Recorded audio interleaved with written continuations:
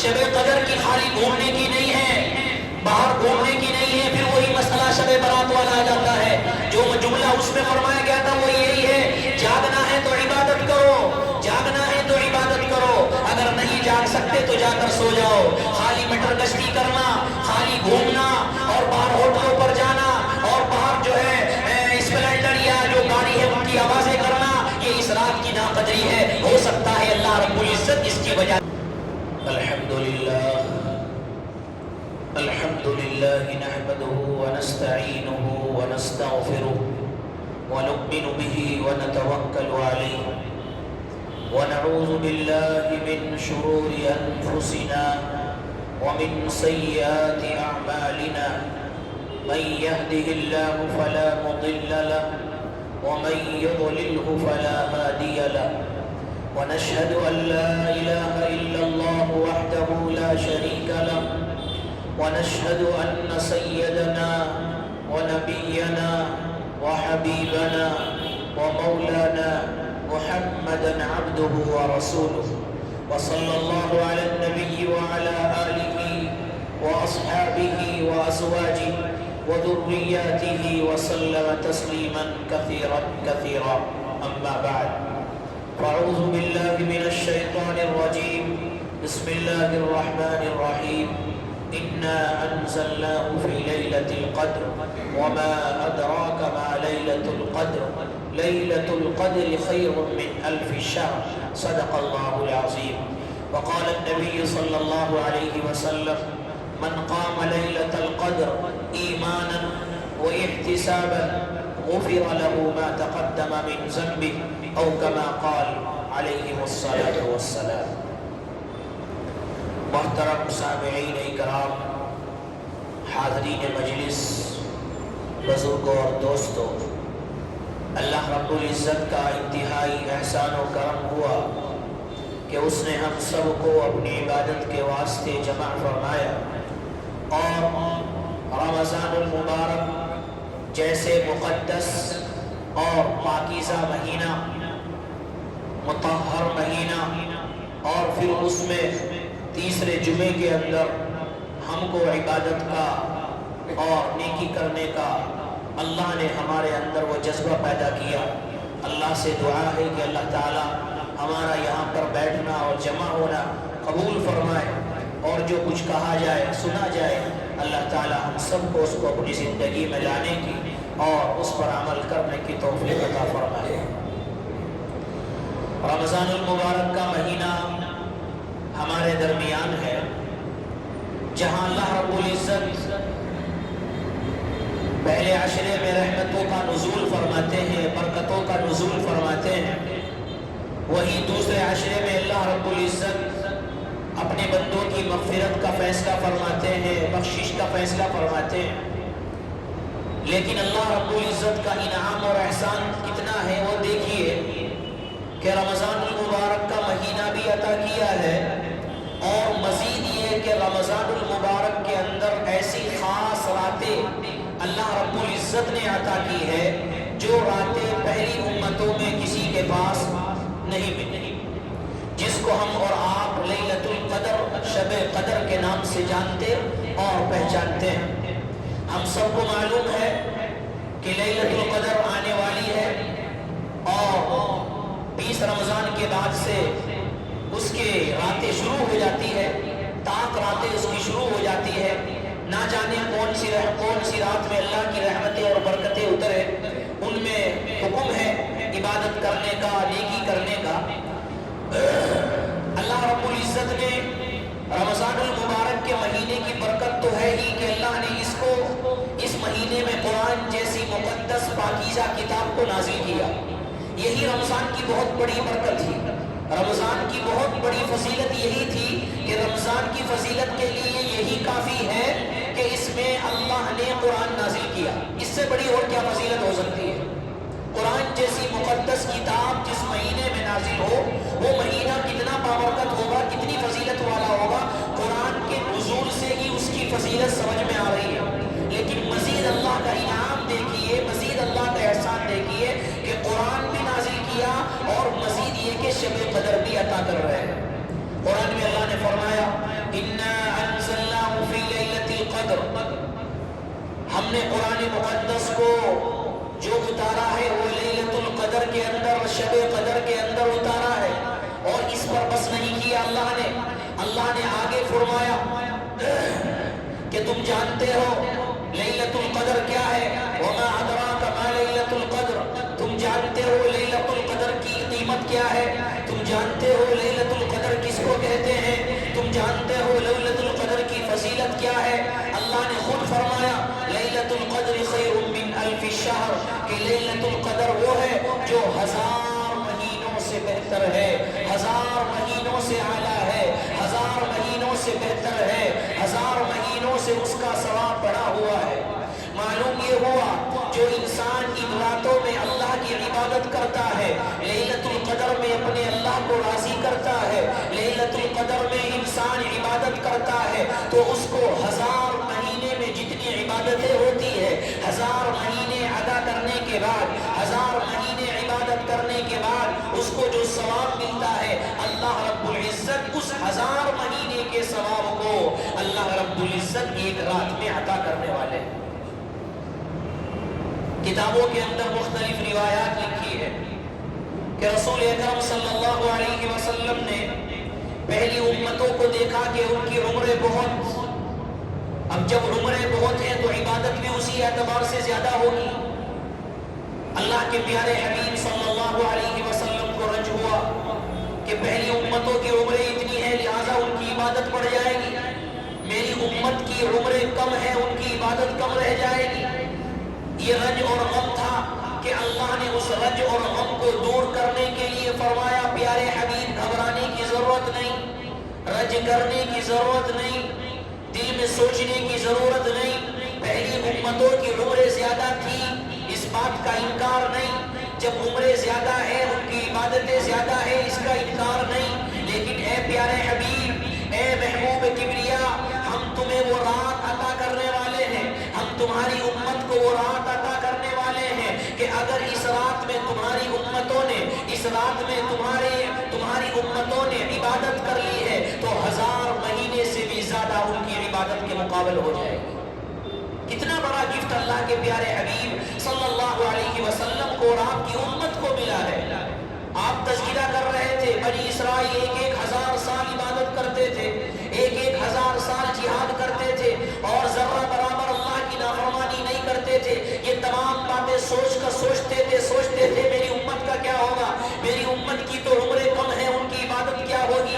اللہ نے ان تمام چیزوں کو مد نظر رکھتے ہوئے اللہ نے ان کو، آپ کی امت کو وہ رات عطا کی ہے جو اس سے پہلے کسی امت کو عطا نہیں کی تھی، اور لوگوں کو بتا دیا کہ لوگوں تمہیں بھی گھبرانے کی ضرورت نہیں ہے، تمہیں بھی یہ بھی سوچنے کی ضرورت نہیں ہے کہ پہلی امتوں کی عمریں زیادہ تھی، ان کا ثواب زیادہ تھا، ان کی عبادتیں زیادہ تھی۔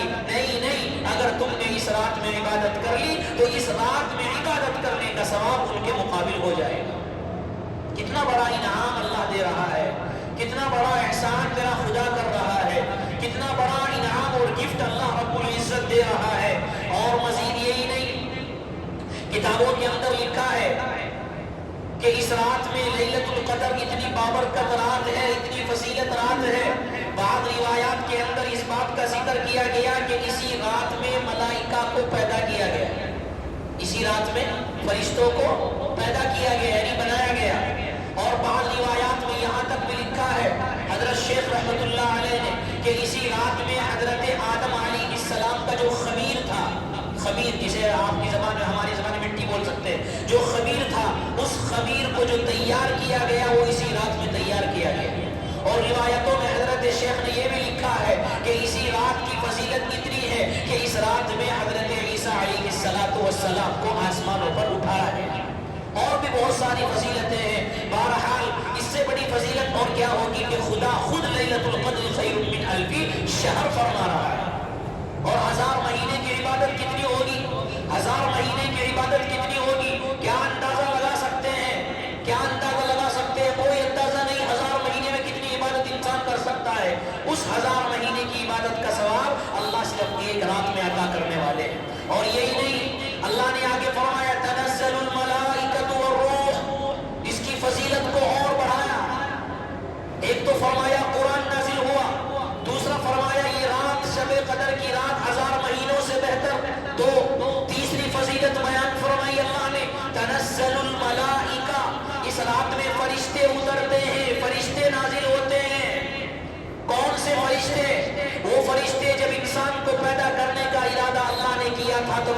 کہا تھا اے اللہ تو کیوں ان کو پیدا کر رہا ہے؟ یہ تو خون بہائے گی، فساد مچائے گی، جھگڑا کرے گی، لڑائی کرے گی، ہم تیری عبادت کے لیے کافی ہے، ہم تیری تسبیح کے لیے کافی ہے۔ لیکن آج وہ فرشتے بندوں کی عبادت کو دیکھنے کے لیے اللہ ان کو کہہ رہا ہے جاؤ جاؤ اترو اور دیکھو لیلۃ القدر میں کون بندہ مجھے پکار رہا ہے۔ جاؤ، تم تو یہ کہتے تھے کہ اللہ تو ان کو پیدا کر کے کیا کرے گا، تم تو یہ کہتے تھے کہ جاؤ کہ اللہ یہ خون بہائے گی، تم تو یہ کہتے تھے کہ یہ فساد مچائے گی۔ جاؤ اس رات میں دیکھو میرے بندوں کو، جاؤ اس رات میں دیکھو میرے بندے جو گرمی ہونے کے باوجود دن میں روزہ رکھتے ہیں اور رات میں میرے سامنے قیام کرتے ہیں، وہ تراویح کا بھی قیام کرتے ہیں، وہ تہجدوں کا بھی قیام کرتے ہیں، وہ نوافل کا بھی قیام کرتے ہیں، وہ تلاوت قرآن کے ذریعے مجھے راضی کرتے ہیں، وہ دعاؤں کے اندر مجھے میرے سامنے گڑ گڑا کر مجھے راضی کرتے ہیں، وہ اپنی دعاؤں مجھے یاد کر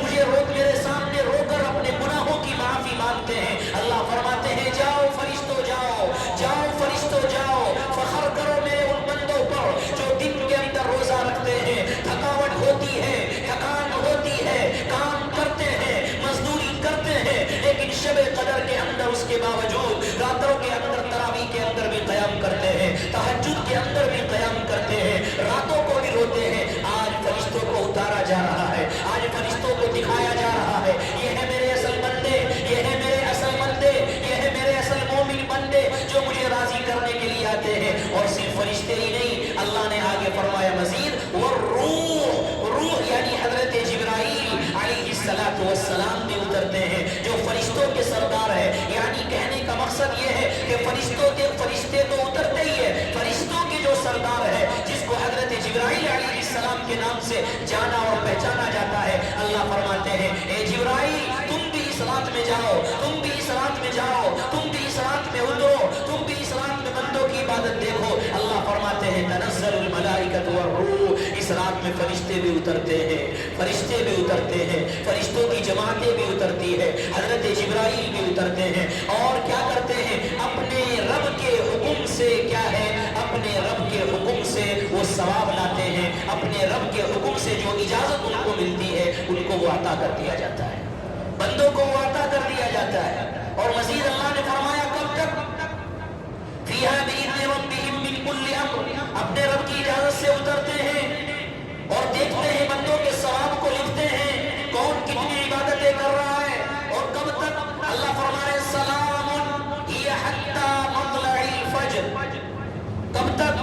طلوع فجر تک، صبح صادق تک، اب تک جب تک صبح صادق ہو جائے اس وقت تک اللہ کی رحمتیں اترتی رہتی ہے، اس وقت اللہ کی برکتیں اترتی رہتی ہے، اللہ رب العزت اپنی خاص نظر رحمت فرماتا رہتا ہے اور صبح صادق تک اللہ رب العزت عبادت کرنے والوں کی مغفرت فرما دیتا ہے۔ اتنا بڑا ثواب، اتنی بڑی فضیلت اس رات کی اللہ رب العزت عطا کرنے والے ہیں۔ رسول اکرم صلی اللہ علیہ وسلم نے ارشاد فرمایا من قام لیلۃ القدر ایمانا واحتسابا غفر له ما تقدم من ذنبه، کیا فرمایا؟ جو انسان لیلۃ القدر میں ایمان کے ساتھ اور اخلاص کے ساتھ اللہ کو راضی کرنے کی نیت کرتے ہوئے، دکھلاوا نہ ہو، ریا نہ ہو، بلکہ اخلاص کے ساتھ دل کے اندر اللہ کا ڈر پیدا کر کے، دل کے اندر اللہ کا خوف پیدا کر کے انسان من قام لیلۃ القدر، لیلۃ القدر میں اندر قیام کرتا ہے، یعنی تہجدیں پڑھتا ہے، تراویح پڑھتا ہے، نفلیں پڑھتا ہے، یہ تمام قیام کے اندر ہے۔ کیا فرمایا میرے آقا صلی اللہ علیہ وسلم نے؟ فرمایا غفر له ما تقدم من ذنبه، اللہ رب العزت اس قیام کی برکت سے، اس عبادت کی برکت سے اس کے پچھلے تمام گناہوں کو معاف فرما دیتے ہیں۔ ہماری اور آپ کی بات جھوٹی ہو سکتی ہے، اللہ کی بات اور اللہ کے پیارے حبیب کی بات جھوٹی نہیں ہو سکتی۔ یہ کہنے والے کوئی اور نہیں، کہنے والے پیارے آقا صلی اللہ علیہ وسلم ہے۔ اے لوگوں، اگر تمہیں مغفرت کرانی ہے، بخشش کرانی ہے تو آؤ اس رات میں اپنے رب کو ڈھونڈو، اپنے رب کو تلاش کرو، یعنی اپنے رب کی عبادت کرو اور اپنے رب کی عبادت کر کر اس کو راضی کر کر اپنے لیے مغفرت کا فیصلہ کراؤ۔ یہ گویا کہ اللہ رب اللہ کے پیارے حبیب صلی اللہ علیہ وسلم اپنی زبان مبارک سے کہنا چاہتے ہیں۔ آج ہم لوگ دوسری چیزوں کے اندر جاگ لیتے ہیں، اپنا ٹائم خراب کر لیتے ہیں۔ ریلوے کا جو ملازم ہوتا ہے وہ بھی رات کی ڈیوٹی کرتا ہے، جاگتا ہے، یا جو جاب کرتا ہے رات کی وہ بھی رات کو جاگتا ہے، یا انسان کو کوئی کام ہوتا ہے، کوئی سفر ہوتا ہے، کوئی دقت ہوتی ہے تو انسان جاگتا ہے، اپنی ضرورت کے لیے انسان جاگ جاتا ہے راتوں کو۔ تو کیا اس رات میں ہمیں اللہ کے لیے نہیں جاگنا؟ کیا اس رات میں اپنی مغفرت کرانے کے لیے نہیں جاگنا؟ کیا ان راتوں میں اللہ سے بخشش طلب کرنے کے لیے نہیں جاگنا؟ یہ امید ہے پیارے آقا صلی اللہ علیہ وسلم کے بارے میں آتا ہے کہ جب آپ آخری عشرہ ہوتا تھا اپنی کمر کو سیدھی کر لیتے تھے۔ کیا مطلب؟ اپنی کمر کو سیدھی کرنے کا مطلب یہ ہے کہ یوں تو عبادت آپ کی مسلسل ہوتی رہتی تھی، دنوں رات عبادت ہوتی تھی، لیکن آخری عشرے میں مزید عبادت بڑھ جایا کرتی تھی، آخری عشرے میں عبادت میں اور زیادہ انہمام ہو جاتا تھا۔ اور پیارے آقا صلی اللہ علیہ وسلم کے بارے میں آتا ہے ایقظ اہلہ، آپ چپکے سے نکلتے تھے اور بعض مرتبہ اپنے گھر والوں کو جگاتے تھے اور کہتے تھے اٹھو اپنے رب کے سامنے کھڑے ہو جاؤ، اٹھو اپنے رب کے سامنے معافی مانگو، اٹھو یہ لیلۃ القدر کی رات ہے، نہ جانے اگلے سال کسی کو نصیب ہو یا نہ ہو، نہ جانے کوئی آئندہ سال اس رات کو پائے یا نہ پائے، اٹھو اس رات کی قدر کرو اور اس رات کی قدر کر کر اپنے گناہوں کی معافی چاہو۔ پیارے آقا صلی اللہ علیہ وسلم کی عبادت میں اضافہ ہو جاتا تھا، پیارے آقا صلی اللہ علیہ وسلم کی عبادت میں آخری عشرے میں بالکل عبادت کے اندر منہمک ہو جاتے تھے۔ تو کیا ان کی امت کو اپنی عبادت کے اندر منہمک نہیں ہونا چاہیے؟ کیا ان کی امت، وہ امت جو گناہوں کے اندر مبتلا ہے، کیا ان کی امت وہ جو گناہوں کے دلدل میں پھنسی ہوئی ہے، کیا اس گناہوں کی معافی کے لیے انسان کو نہیں جاگنا چاہیے؟ یہ پیغام ملتا ہے تمہارا نبی جاگا ہے، تمہارے نبی نے عبادت کی ہے، تمہارے نبی نے اپنی کمر کو کس لیا ہے، تمہارے نبی نے راتوں کو اٹھ کر اللہ کے سامنے ہاتھ پھیلائے ہیں۔ اے امت مسلمہ، تم تو گناہوں کے اندر مبتلا ہو، اے امت مسلمہ تم تو گناہوں کے دلدل میں پھنسے ہوئے ہو۔ جب تم نے اپنے نبی کی زندگی کو دیکھا، تمہارا نبی رات کو جاگ رہا ہے، تو تمہارے اوپر بھی لازم ہے کہ تم ان راتوں کے اندر جاگ کر اپنے رب کی عبادت کرو اور اپنے رب کو راضی کرو اور اپنے رب کو خوش کرو۔ تمہارا رب راضی ہو گیا، تمہاری دنیا بھی کامیاب ہے، تمہاری آخرت بھی کامیاب ہے۔ اور اگر اس رات میں تم نے اپنے رب کو راضی نہ کیا، تمہاری دنیا بھی برباد ہے، تمہاری آخرت بھی برباد ہے۔ اصل مسئلہ اللہ کی رضا کا ہے، اصل مسئلہ اللہ کو خوش کرنے کا ہے۔ اللہ خوش ہو گیا تو دنیا بھی کامیاب ہے، آخرت بھی کامیاب ہے۔ اور اگر اللہ ناراض ہو گیا، دنیا چاہے ہماری کتنی عزت کرتی رہے، اگر اللہ ناراض ہو گیا، دنیا میں ہمارے چاہے کتنی ہی پہچان ہو، دنیا میں اندر ہماری کتنی بھی عزتیں ہو، لیکن اگر اللہ ناراض ہے، اگر اللہ ناراض ہے تو ہماری دنیا کامیاب نہیں ہے، نہ ہماری آخرت کامیاب ہے۔ اس دنیا کو کامیاب بنانا ہے اور آخرت کو کامیاب بنانا ہے تو اپنے اللہ کو راضی کرنا ہے، اپنے اللہ کو خوش کرنا ہے، اور خوش کرنے کے تحفے اللہ نے لیلۃ القدر میں دیے ہیں، شب قدر میں دیے ہیں۔ تو آؤ اس رات میں اللہ کی عبادت کے لیے اپنی جان کو، اپنے نفس کو، مجاہدے کو تیار کریں اور اپنے نفس کو کہے پورے سال تو اللہ کی نافرمانی کرتا رہا، پورے سال راتوں کو تو دوسری چیزوں کے اندر جاگتا رہا، تجھے اللہ نے یہ 5 راتیں اس رمضان میں دی ہے، نہ جانے تجھے آئندہ سال ملے گی نہ ملے گی۔ ان راتوں کے اندر کوئی رات میں شب قدر ہوگی، ان راتوں کے اندر جاگ لے، ان راتوں کے اندر تو جاگ گیا، تیرا اللہ تجھ سے راضی ہو جائے گا، تیرا خدا تجھ سے راضی ہو جائے گا، اور تیرا خدا تجھ سے راضی ہو گیا تو تیرا بیڑا پار ہو جائے گا۔ لیلۃ القدر کی فضیلت اللہ کے پیارے حبیب صلی اللہ علیہ وسلم نے ایک حدیث میں ارشاد فرمایا کہ آخری راتوں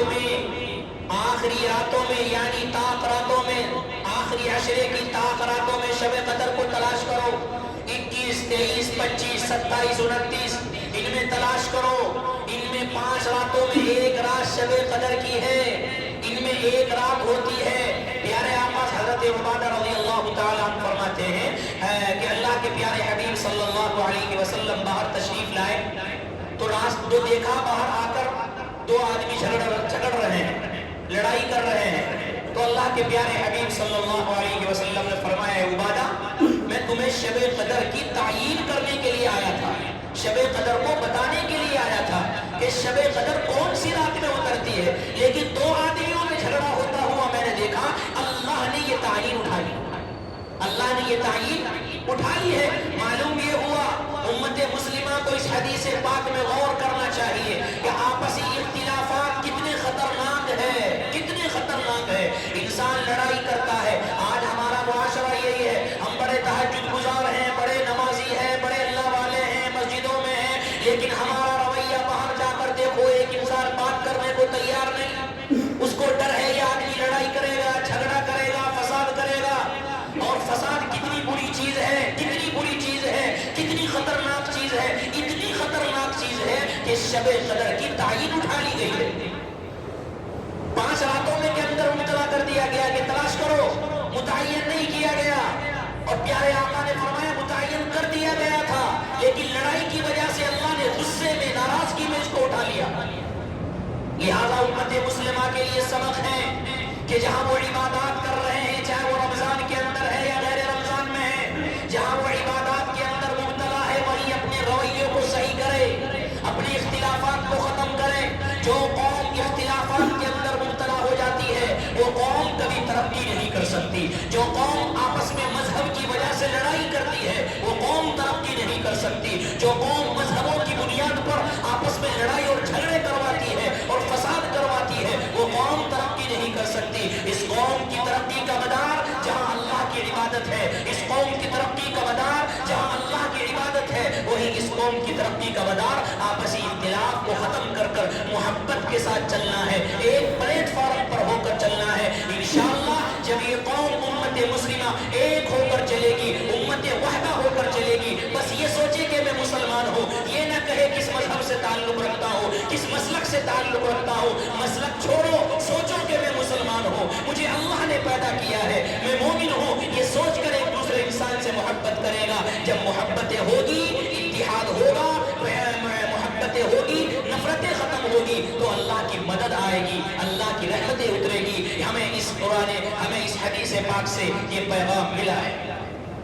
اور حضرت عائشہ رضی اللہ تعالی عنہ، حضرت عائشہ رضی اللہ تعالی عنہ ان راتوں کے اندر اٹھتی تھی، عبادتیں کرتی تھی اور دعائیں کرتی تھی، اللہم انک عفو تحب العفو فاعف عنا فاعف عنی یا کریم۔ دعا کرتی تھی اللہ تو ہی معاف کرنے والا ہے، معافی کو پسند فرماتا ہے، مجھے معاف فرما۔ تو معاف کرنے والا ہے، معافی کو پسند کرتا ہے، مجھے معاف فرما۔ یہ تلقین ہے کہ ان راتوں میں یہ دعا کا اہتمام کرے، ان راتوں میں اپنی مغفرت اور بخشش کر رہا ہے، لیکن ساتھ ساتھ اس دعا کا بھی اہتمام کرے۔ اس دعا کا اہتمام ہوگا تو انشاءاللہ تعالی اللہ کی ذات سے امید ہے کہ اللہ رب العزت عفو درگزر کا معاملہ کرنے والے ہیں۔ اور یہ رات شب قدر کی خالی گھومنے کی نہیں ہے، باہر گھومنے کی نہیں ہے۔ پھر وہی مسئلہ شب برات والا آ جاتا ہے، جو جملہ اس میں فرمایا گیا تھا وہ یہی ہے، جاگنا ہے تو عبادت کرو، جاگنا ہے تو عبادت کرو، اگر نہیں جاگ سکتے تو جا کر سو جاؤ۔ خالی مٹر گشتی کرنا، خالی گھومنا اور باہر ہوٹلوں پر جانا اور باہر جو ہے اسپلینڈر یا جو گاڑی ہے ان کی آوازیں کرنا، یہ اس رات کی ناقدری ہے۔ ہو سکتا ہے اللہ رب العزت اس کی وجہ سے تمہاری پکڑ کر لے، لہٰذا یہ رات آنے والی ہے، میں ان کی قدر کرنی ہے، ان میں عبادتوں کا شوق پیدا کرنا ہے، اپنے گھر والوں کو بھی بولنا ہے، اپنی بیوی بچوں کو بھی بولنا ہے کہ گھر میں عبادت کرو۔ اپنی بیوی اپنے بچوں کو بولو، اپنی بیوی کو بولو، اپنی بیٹیوں کو بولو، اپنی بہنوں کو بولو کہ بیٹا اس رات، یہ رات بڑی فضیلت والی ہے، راتوں کو اٹھ کر قیام کرو، راتوں کو اٹھ کر تہجد پڑھو۔ تو یہ صرف ثواب کا کام مردوں کے لیے نہیں، عورتوں کے لیے بھی ہے۔ جنت میں صرف مردوں کو نہیں جانا، عورتوں کو بھی جانا ہے۔ لہٰذا ہماری ذمہ داری ہے جہاں ہم عبادت کر رہے ہیں، اپنی بیوی کو، اپنے بچوں کو، اپنی بیٹیوں کو، اپنی بہنوں کو ہم ان کو تلقین کریں کہ بیٹا اس رات میں عبادتیں کر لو، ان ایام میں عبادت کر لو، ان راتوں میں عبادت کر لو۔ چنانچہ وہ عبادتیں کرے گی، انشاءاللہ اس کا رزلٹ، اس کا ثواب تمہارے اوپر بھی مرتب ہوگا۔ کیونکہ جب انسان نیکی کی دعوت دیتا ہے تو جو انسان کرتا ہے اتنا ثواب اس کو ہے، نیکی کی دعوت دینے والے کو بھی اتنا ہی ثواب ہوتا ہے۔ بہرحال شب قدر کی فضیلت اور بھی ہے، انشاءاللہ کچھ اس کو بعد میں بیان کیا جائے گا۔